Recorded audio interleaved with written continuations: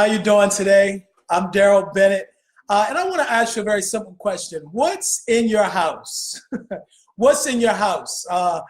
Earlier this month, I was cleaning out my home, my apartment, and I just started throwing away a lot of stuff. I mean, I realized, have you ever got a throwaway spirit that just came over your whole heart, where you just feel like, what, I'm surrounded by stuff I don't even need. And so I just went throughout the house, and I began to just throw some things away.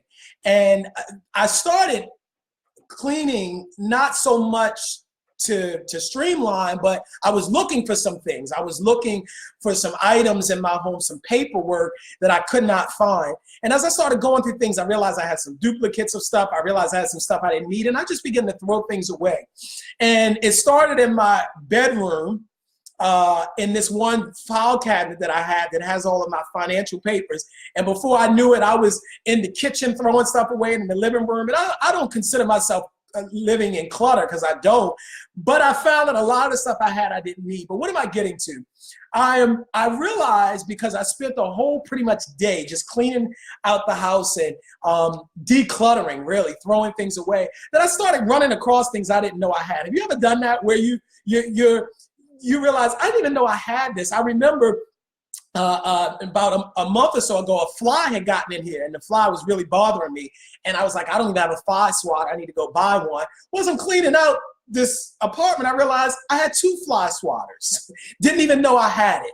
And this really is symbolic of life, that we oftentimes have things in our possession. We have things that are in our space, and we don't even know we have it. We have gifts and talents and skills and God-given abilities, and we don't even realize we have it, because we're so focused on what everybody else has. And I was about to go to the store that day because I was so angry at that fly. I'm like, you got the whole apartment to fly around. Why do you keep buzzing around my face?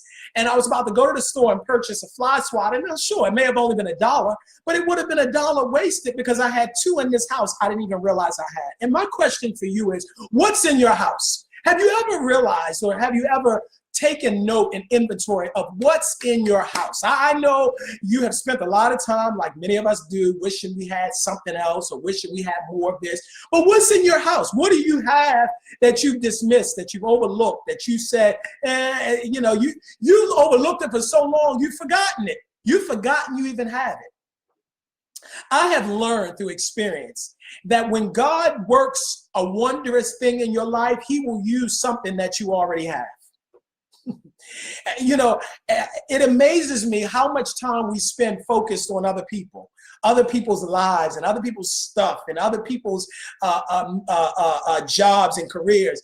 And we don't take inventory of our own lives. And so I just wanted to jump in here and ask you, are you like I was, where you got stuff in your house and you don't even know you had it? Now, I'm not talking about your physical house now. I'm talking about your possession, the things that you have that are your mental capabilities, or your physical capabilities, or your spiritual capabilities, things that you have that make you different, make you unique, make you special, set you apart, but you've dismissed it.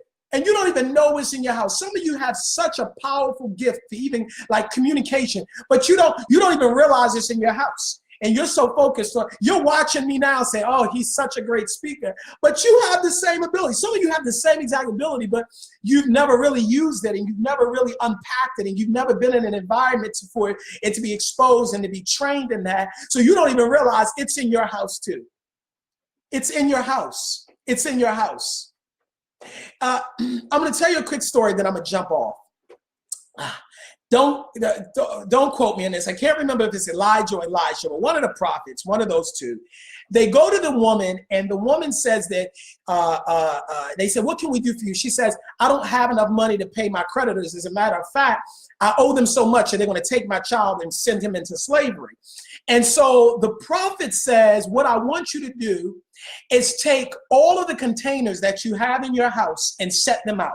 And God's going to do something special. Set all of the containers you have out. And so what she caused her son to do was, they went around the home and they got every empty container that they could find.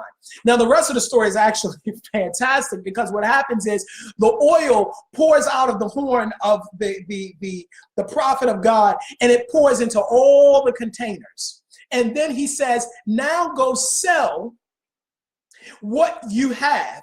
And she sold it, and she had enough to pay off all of her debtors and even for her to live off of. But this is what's interesting to me. This is the part that I really want to focus on, that he filled the containers that were already in the house. Now, I could see if he told her to go get something else, but it was already in the house. He was basically giving her an assessment of her own life. There's something that's in your house that you don't even know how powerful it is. There's something in your possession already that you don't even realize that it's going to be your deliverance. And the key to her deliverance was not something that was in somebody else's house or space or possession. It was in her own house. And I want you to really take note. What's in your house? Because as you really come to take note of that, I promise you, you will begin to see yourself in a totally different light and realize that your deliverance won't come from afar, but it's going to come from something that's already right there in your house. My name's Darrell Bennett, and as always, I sign off every broadcast by saying, no matter what, say it with me, y'all, you can come back swinging. Thank you all.